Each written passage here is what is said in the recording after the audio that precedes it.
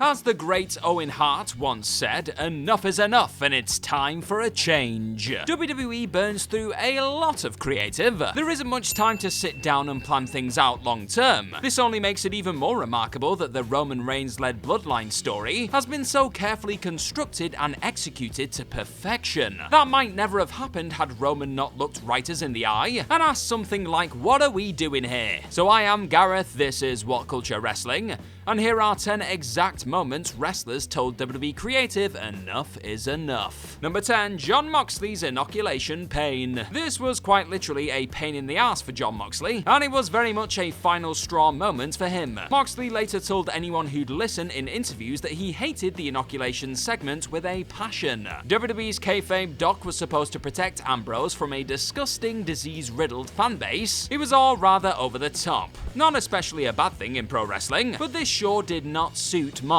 Ambrose detested the skit so much, it hurled him towards the WWE exit doors, and the former Shield man elected to leave the promotion completely, then popped up amidst much fanfare at AEW's first Double or Nothing pay-per-view. And speaking of WWE/AEW history, who do you think has had the best move from WWE to AEW? Do let me know in the comment section below, baby. Number 9, Big Show feels disrespected. You've likely forgotten all about one throwaway backstage skit from the 4th of January 2021. There, an arrogant Randy Orton pushed Big Show back down into his seat and would not let him stand up to tower over him. This one moment told Paul White his time was up in WWE. White didn't mind giving Orton the advantage, but he did think he should have managed some sort of retaliation, or at least shown some defiance. Later, he also felt like others in the company spoke down to him. He was keen to move on from an absolutely horrendous evening, and he fancied branching out to do something different beyond the company anyway. He has since shown up in AEW, but hasn't really done much of note on screen with Tony Khan's group. Number 8, Neville Walks Out. Behold the moment when Neville/Pac realized he was powerless to make WWE's top brass look at him as a credible ongoing concern. The Geordie native hadn't enjoyed his feud versus Enzo Amore anyway, but props hoped he'd be able to swerve it eventually and continue shining as a reborn heel promo machine who could also work excellent matches. And nope, Neville rocked up to the 9th of October 2017 Raw and was told by agents he'd be dropping the Cruiserweight title to Enzo that evening.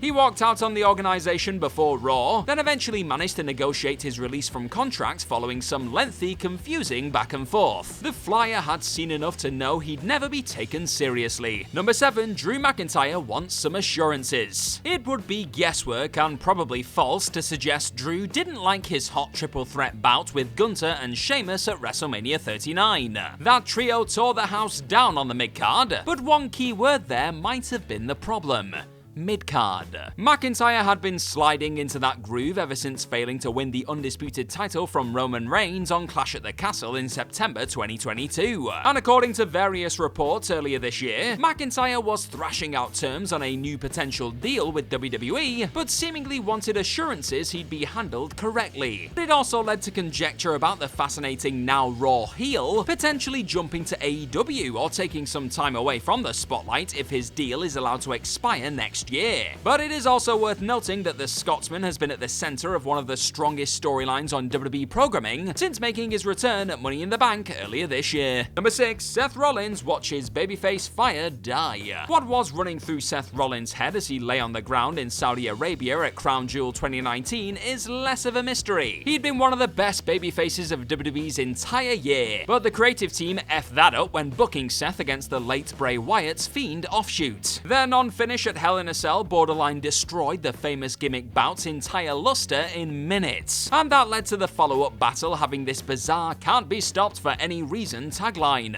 Then Rollins dropped the Universal title to Bray and knew his workhorse babyface run was over. Fans had started to boo him before that. Seth ended up turning heel less than 2 months after dropping the belt in October, and that shift to the dark side might have saved his bacon. It handed Rollins some breathing room and eliminated the embarrassment of being heckled when playing hero. though. Let's just say WWE's writers probably didn't get a Rollins Christmas card that year. But you deserve one for checking out this video today, and if you like what you see, then go and tap on that subscribe button right down below. Number 5, CM Punk has had enough. This image was taken during CM Punk's entrance at the 2014 Royal Rumble. As he stared towards the heavens and prepared to work a grueling 49-minute stint in the 30-man match, Punk already knew something else. Less than 24 hours later, Punk informed both Vince McMahon and Triple H he was taking off before Raw even started. Most of the wrestler's unhappiness seemed to stem from working through various injuries without the promise of ever headlining WrestleMania. But he was just generally beat up and tired from the rigors of the road too. This wasn't exactly Punk's first run-in with wrestling management, and it wouldn't be his last. Hell, the guy is still making headlines for this kind of stuff in 2023. Number 4, Chris Jericho's WrestleMania demotion. No, Chris Jericho is nowhere to be found in this pic. It's from Kevin Owens' Universal title defense versus Goldberg at Fastlane 2017.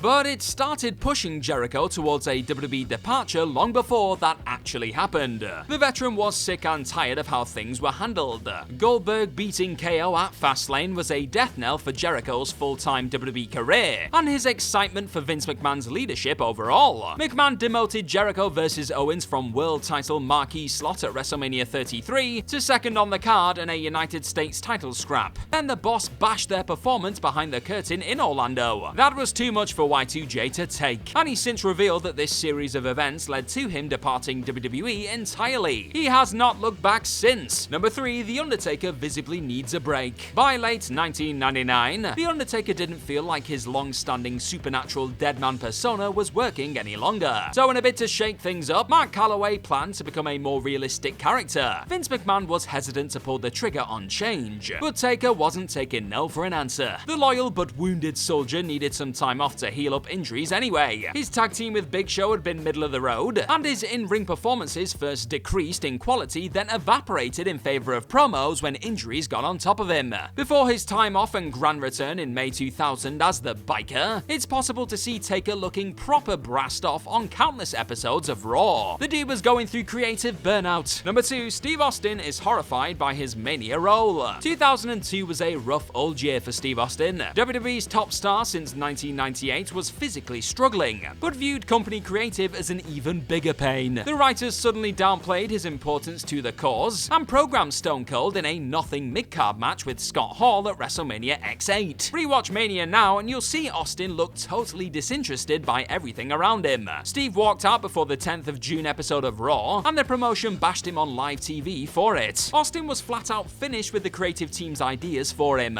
Losing to rising star Brock Lesnar in a one-off King of the Ring qualifier was an insulting thought for the Rattlesnake, especially after months and months of mediocrity not becoming of a star his stature. Number 1, Roman Reigns has enough of the big dog. Paul Heyman recently admitted during interviews that the 6th of December 2019 SmackDown was a turning point in the career of one Roman Reigns. Both Baron Corbin and Dolph Ziggler cuffed Roman to the ring post, then covered him in dog food on that show. It was a miserable moment for the big dog. It ended his willingness to use that nickname and play his babyface character. Heyman called it a breaking point for Reigns with company creative. The future tribal chief knew he had to be more hands-on if he wanted to live the moments he fancied living on WWE television. Instead, Roman, ably backed by a supporting cast and a creative process that embraced his seriousness, has helped produce one of wrestling's most epic tales since starting the Bloodline narrative in 2020. He certainly didn't want any more dog food skits. And if you like this, then check out this awesome 10 best wrestling matches of 2023 video too. Bye bye!